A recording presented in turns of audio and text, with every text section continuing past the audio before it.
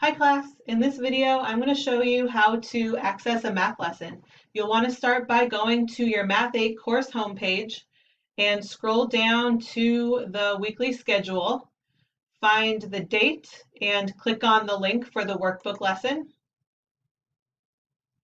So you'll see a bunch of features here within the workbook lesson. The first link here is a Nearpod presentation.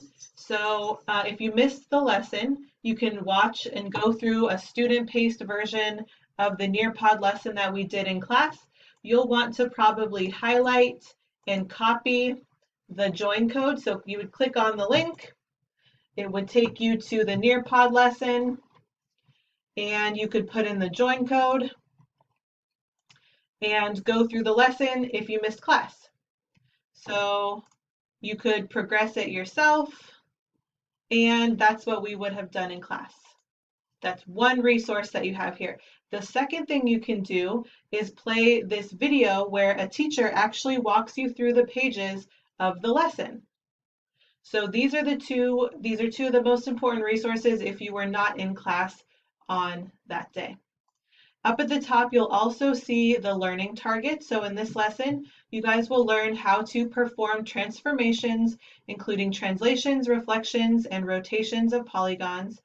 You will learn that rigid transformations do not change side lengths, angle measurements, or whether sides are parallel or not.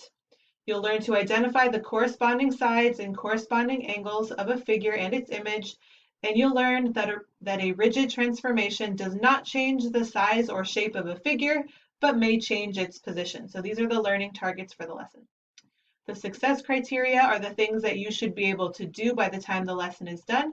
You should be able to describe translations, reflections, and rotations using vocabulary and the terms turn, slide, and flip. You should be able to compare figures and images by reading and answering questions about length of line segments, the measure of angles or parallel lines.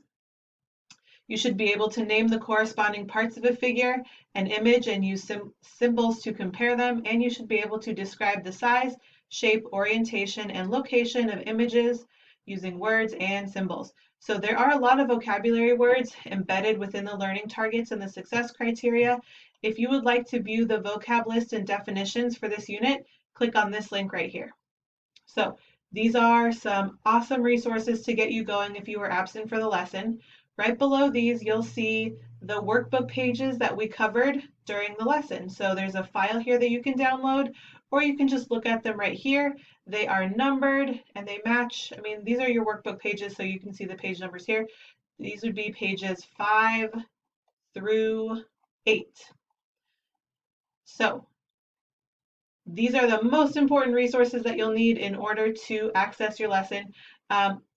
Once you watch the video, if you miss class, you can watch the video, go through the Nearpod, learn the stuff, and then click on next. And this is where you'll actually submit your assignment. So your assignment for this particular day is to complete pages 7 and 8, problems 1 through 5 in your math workbook, and then you will take pictures of those pages and upload them to Canvas. At the bottom here, if you need a reminder on how to use CamScanner or how to upload to Canvas, you can watch this video below. So I hope you guys have found this video to be helpful, and I'll see you in class. Bye.